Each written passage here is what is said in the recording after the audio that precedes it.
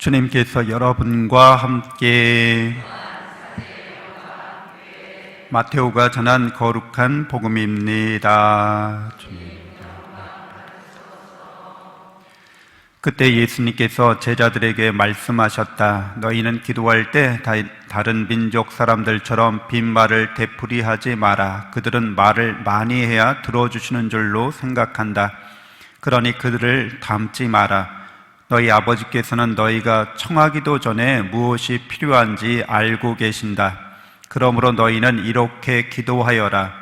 하늘에 계신 저희 아버지, 아버지의 이름을 거룩히 드러내시며 아버지의 나라가 오게 하시며 아버지의 뜻이 하늘에서와 같이 땅에서도 이루어지게 하소서. 오늘 저희에게 일용할 양식을 주시고 저희에게 잘못한 일을 저희도 용서하였듯이 저희 잘못을 용서하시고 저희를 유혹에 빠지지 않게 하시고 저희를 악에서 구하소서.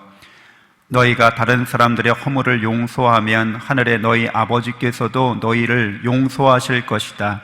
그러나 너희가 다른 사람들을 용서하지 않으면 아버지께서도 너희의 허물을 용서하지 않으실 것이다. 주님의 말씀입니다. 그리스도님 참여합니다. 참 예수님, 하나님의 복동이 고맙습니다. 고맙습니다.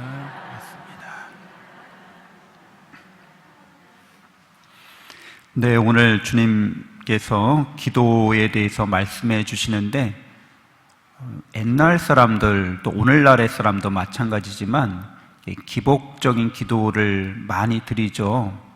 기복 기도를 드리는 것은 복을 구하는 기도를 드리는 것은 일단은 복을 받고 있지 못하다는 것을 전제로 하는 거예요. 나는 복 받지 못한 사람이다. 그렇기 때문에 복을 받아야 되는데 복을 어떻게 받을 수 있을까? 귀찮게 하거나 졸라대거나 아니면 그 신이 좋아하는 뭔가를 주면 받을 수 있겠지라고 생각하는 거죠. 일종의 거래인 거죠. 기브 앤 테이크. 근데 내가 더 수지 맞는 복을 그 신은 나에게 베풀어 줄 수 있을 거야. 왜냐하면 신이니까. 그래서 대부분의 기도들이 옛날 그 아주 원신들부터 시작해서 고대인들이 주술이나 주문 같은 걸 외웠어요. 뭐 수리수리 마수리 뭐 이렇게요. 뭐 이렇게 주문을 계속 외우면서 뭐 이렇게 하면서 이거는 신을 하여튼 신에게 자신들의 바람을 어떻게 하면 강요하는 거라고도 할 수 있죠. 제사나 제물을 바치는 것도 역시 마찬가지 의미입니다. 이거 받으시고 더 많이 주세요. 이런 거죠. 남는 장사 하게 해주세요 라고 하는 게 보통 기복기도라고 할 수 있습니다.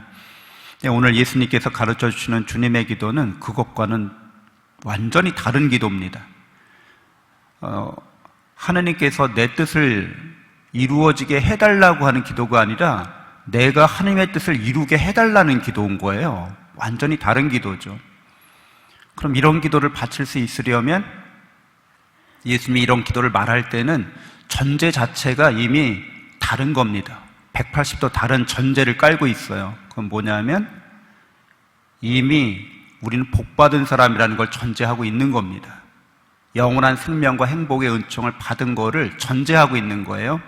이렇게 전제하는 이유는 하나님께서 우리를 사랑하시기 때문에 그러하다고 성경과 복음은 이야기해주고 있는 거죠.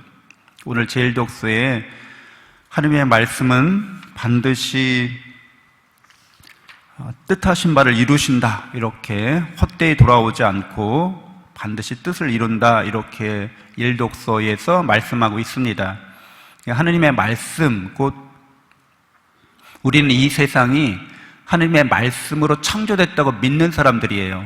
하나님의 말씀을 구약에서는 이제 다바르라고 하는데 다바르라는 뜻은 말이란 뜻도 되고 사건이란 뜻도 돼요. 그러니까 하나님의 말씀하시면 그게 사건이 되는 거예요. 있으라 그러면 그것이 그냥 말로 끝나는 게 아니라 정말 있게 되는 걸 말합니다. 그래서 빛이 있으라 하시면 말씀하시자 빛이 생겨나는 거예요. 존재하는 거거든요. 그래서 구약 성경은 다바르를 통해서 이 세계가 무에서 창조됐다고 말하고 있어요. 그래서 여러분들, 우리가 바라보는 이 모든 것들은 원래 뭐였다는 걸 알려줘요? 무였다는 걸 알려줍니다. 없었던 거예요, 사실은. 우리가 몸을 갖고 있잖아요. 우리도 마음이라는 걸 갖고 있잖아요. 몸과 마음을 원래 없다는 거예요. 그래서 없는 걸 가지고서 우리가 자꾸 기복하잖아요. 몸 건강하게 해주세요. 마음 편안하게 해주세요. 근데 이 몸과 마음이 본래 무였다는 거를 전제하지 않으면 기도의 초점이 잘못 맞춰질 수 있어요. 근데 성경은 분명히 인간을 말씀하실 때 우리 모습대로 우리와 비슷하게 우리 모습으로 사람을 만들자 하셨어요. 그러니까 우리가 하나님을 닮은 존재라는 거잖아요. 근데 이 닮았다고 말하는 건 우리 몸과 마음이 닮았다는 뜻은 아니죠, 원래. 그러면 몸과 마음은 무였으니까요. 뭐가 닮았다는 거죠? 우리가 영적으로 하나님을 닮았다는 거예요. 하나님은 영이시다라고 말씀하고요. 하나님은 영이신 하나님은 전지전능 전선하신 사랑의 하나님이십니다. 우리가 그 하나님을 닮았다는 거예요. 그래서 인간도 양지, 양능, 양심을 갖고 있어요. 여러분 다 갖고 있는 거예요. 그게 영적인 존재란 뜻이에요. 양지는 소고기 양지 그게 아니라요. 좋을 양자 쓰는 거잖아요. 좋은 지식, 지성, 양능, 그럼 좋은 능력, 양심, 그럼 좋은 마음을 갖고 있다는 거죠. 이게 다 사랑으로 우리에게 전지전능하고 전선하신 하나님을 닮아서 이게 주어져 있다는 거예요. 영적인 존재라고 말하는 겁니다. 그렇기 때문에 이 영적인 존재로서 우리가 이런 기도를 바칠 수 있다는 거예요. 우리가 하나님을 닮은 존재고 영적인 존재이기 때문에 이미 영원한 사랑을 받고 있는 존재라는 걸 전제하는 거예요. 영원한 사랑이라는 거는 우리에게 영원한 생명과 행복이 주어졌다는 거예요. 근데 왜 우리가 지금 이렇게 몸과 마음을 갖고 생고생하고 있습니까? 거지 왕자라는 동화가 있어요. 거지 왕자가 어느 날 왕궁 밖에 나갔다가 자기하고 비슷한, 자기랑 똑 닮은 동년배를 만나요. 그래서 신기해서 걔를 데리고 가가지고 걔를 깨끗이 씻기고 옷을 바꿔 입었어요. 그러다가 어떻게 해서 잘못해가지고 쫓겨나게 되죠, 진짜 왕자가. 밖에서 생고생하게 됩니다. 근데 자기가 왕자라는 건 알고 있죠. 여기에 우리나라 드라마에서 자주 등장하는 기억상실증을 약간 첨부시키면, 근데 그 왕자가 어느 날 진짜 왕자가 거지로 이렇게 생활하다가 뇌를 다쳐가지고 뇌진탕 걸려가지고 기억을 잃어버린 거야. 진짜 왕자인데 그 기억을 잃어버렸어요. 그래서 거지처럼 생활하고 있는 거예요. 우여곡절 끝에 다시 왕궁으로 돌아가서 자기 기억도 되찾고 자기 신분도 되찾고 이렇게 해피엔딩으로 이야기가 끝나게 된다면 이게 우리의 처지랑 비슷하다고 할 수 있습니다. 여러분은 영원한 생명과 행복을 영원한 사랑 속에서 이미 받은 사람들인데, 이렇게 이 세상에 태어나서 여러 가지 일들을 겪으면서 살아가는 것은 여러분이 하나님을 닮았기 때문이라는 거죠. 사랑 안에서 하나님을 닮았기 때문에 사랑으로 하나님을 닮아가는 과정이 우리에게 필요하다는 거예요. 사랑하는 과정. 모든 우리가 겪는 일들을 하나님을 사랑하기 때문에 하나님의 사랑을 위해서 우리가 그것을 수용하지 않으면 도대체 이 삶은 모순에 처하게 됩니다.